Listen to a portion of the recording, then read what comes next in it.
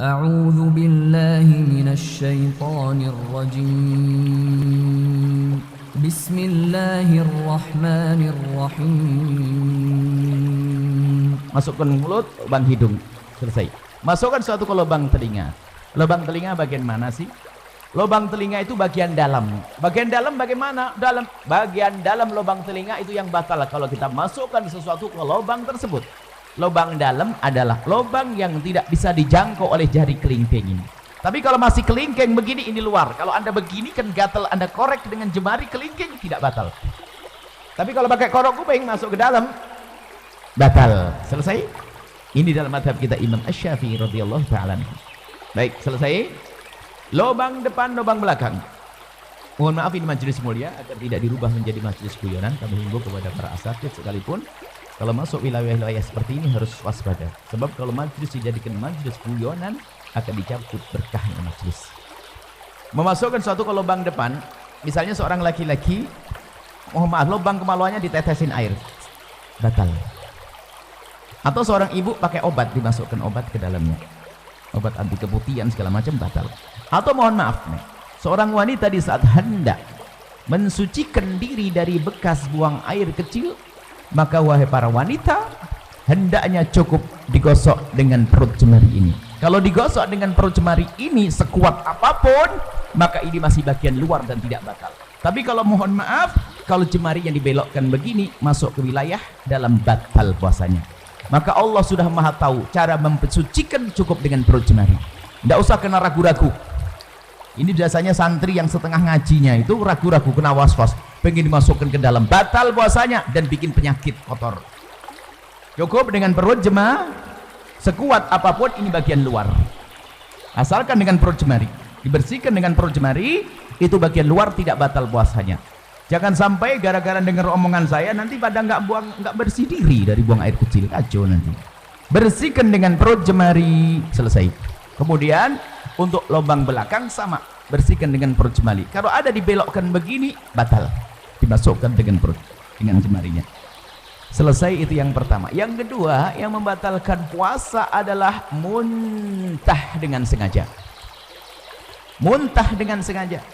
Kalau orang muntah tidak sengaja nggak batal. Hamil muda muntah, naik kendaraan mabuk muntah, tiba-tiba masak sesuatu bau muntah, nggak apa-apa, nggak batal. Yang membatalkan muntah dengan sengaja, digorok perutnya, muntah, atau mencari bau yang paling nggak enak biar keluar, biar muntah. Kalau dengan sengaja tapi kalau tidak sengaja tidak batal. Dengan catatan, ini catatan ini umum, secara umum, asalkan habis muntah yang tidak sengaja tadi, jangan nelen ludah sebelum berkumur. Kalau nelen ludah habis muntah, ludahnya ditelan, batal puasanya. Kenapa begitu? Ini pemahamannya kembali yang pertama tadi. Muntahan dari dalam perut kita itu najis, lewat tenggorokan ke mulut. Berarti mulut kita kenapa? Kena najis. Najis itu cara mensucikannya dengan air, bukan dengan ludah. Maka kalau kita meludah 1000 kali biarpun mulut bersih, tetap najis.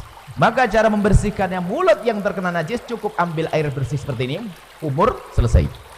Maka bagi yang kok muntah tanpa sengaja di siang hari, maka bulan Ramadan, maka bergegaslah mengambil air, jangan telan ludah dulu. Kalau memang meludah, dibuang ludahnya sampai ketemu air, berkumur. Setelah Anda kumur sekali, boleh setelah itu ludah ditelan. Kenapa?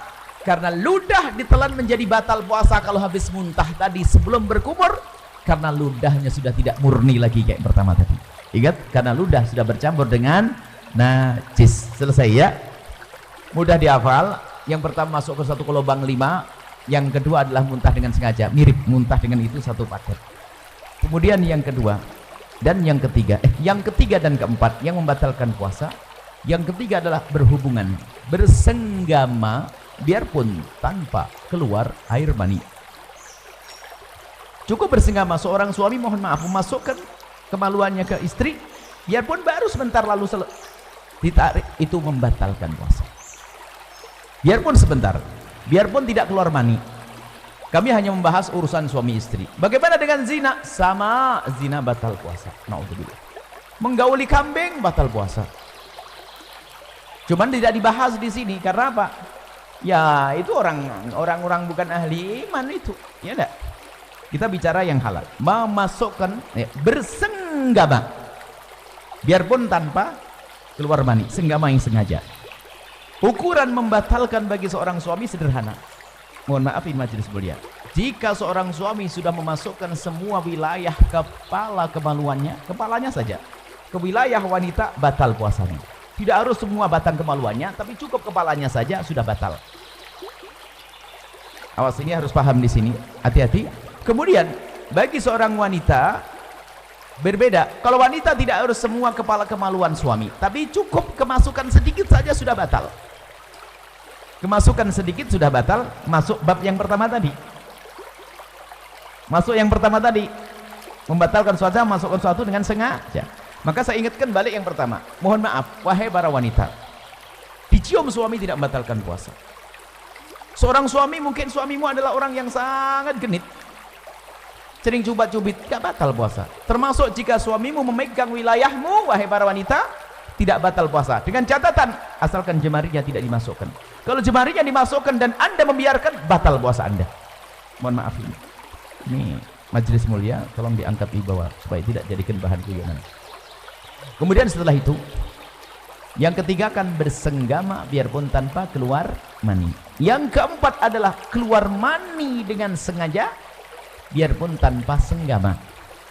Keluar mani dengan sengaja, mohon maaf, naudzubillah, mungkin dengan onani, dengan apa, sengaja mengeluarkan mani, maka batal puasanya. Tapi kalau keluar mani tanpa sengaja, tidak batal puasa. Mungkin seorang lagi tidur di siang hari, ternyata mimpi basah, dilihat ada air mani, maka tidak batal puasanya. Selesai. Jadi keluar mani tanpa sengaja, biarpun tanpa senggama. Selesai. Dapat berapa? 4. Sekarang 5, 6, 7. Biar ngafalnya kapan? 5, 6, 7. Haid, nifas, melahirkan. Satu paket. Haid, nifas, melahirkan. Seorang wanita lagi puasa jam 5 sore keluar darah haid, batal puasanya. Seorang wanita yang ahli ibadah biarpun hamil tua tetap puasa. Setelah puasa di hari itu jam 4 sore bayi lahir, batal puasanya. Melahirkan. Yang pertama adalah haid, yang keempat 5 haid, 6 nifas, 5 melahirkan. Hafalannya harus jelas ini ya. Melahirkan bayi atau bakal bayi. Tolong diingat kalimat bakal bayi di sini. Bayi atau bakal. Kalau bakal bayi itu apa? Keguguran. Jadi kalau keguguran batal enggak? Batal enggak? Hah? Iya. Jangan kaget, digituin saja udah berubah. Kan sudah ngomong bayi atau bakal bayi. Kalau kata bidan, aduh sabar, berarti batal puasanya. Selesai? Dapat 7. Yang ke-8 sendiri. Yang ke-8 adalah hilang akal. Hilang akal. Hilang akal ini ada 3 martabat. Ada 3 model. Yang pertama adalah gila. Gila. Kalau ada orang gila, saya tidak bisa nyontohin. Gila itu gimana? Gila, misalnya lagi ngobrol begini kok tiba-tiba gila, batal puasanya. Biarpun gilanya sebentar. Lagi ngobrol tiba-tiba gila sebentar, batal puasanya. Gila membatalkan puasa. Hilang akal martabat yang kedua adalah pingsan. Hilang akal tidak pingsan? Pingsan membatalkan puasa kalau pingsannya itu sehari penuh. Habis sahur pingsan, sadar-sadar isya. Puasanya batal. Karena apa? Pingsannya sehari ini kebalikan dari gila tadi. Tapi kalau kita pingsan kok sempat sadar di siang hari biarpun sebentar, puasanya sah. Contoh, pingsan habis sahur, tak taunya bangun-bangun zuhur, kaget lihat matahari, pingsan lagi dia sampai isya. Puasanya sah atau tidak? Sah atau tidak? Sah karena sempat sadar biarpun sebentar. Selesai. Hilang akal yang ketiga, tidur. Tidur ini tidak membatalkan puasa biarpun tidurnya sehari penuh. Habis sahur tidur, bangun-bangun isya. Bukan kerbau ini. Kalau kerbau masih suka bangun itu. Kalau ada orang tidurnya kayak begini, tidurnya apa nggak tahu. Bangun habis sahur, tidur bangun-bangun ini, puasanya sah atau tidak? Sah atau tidak? Ya sah lah bu. Ini kan bukan bab sholat ibu, ini bab puasa. Kalau bab sholat lain cerita nanti. Nah kalau orang tidur beneran ya sholatnya nggak dosa kok. Orang tidur itu termasuk udurnya sholat kok. Cuman ya keterlaluan, masa ada orang tidur kayak begitu. Baru sholatnya dikodok nanti. Tapi yang nggak sah itu sengaja. Saya mau tidur nggak mau sholat. Nah ini nggak bener. Orang namanya tidur. Ada tidur berapa tahun? 350 tahun ada kok. Ya kan? Baik.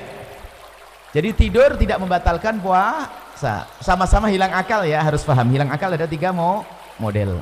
Yang ke-9 adalah murtad. Murtad itu misalnya mengatakan Nabi Muhammad bukan Nabi, atau ada Nabi setelah Nabi Muhammad, atau Quran bukan wahyu dari Allah, atau merendahkan syiar, merendahkan adzan, merendahkan puasa, merendahkan haji, merendahkan surga, merendahkan neraka. Itu murtad, keluar dari iman. Kalau orang murtad langsung batal puasanya.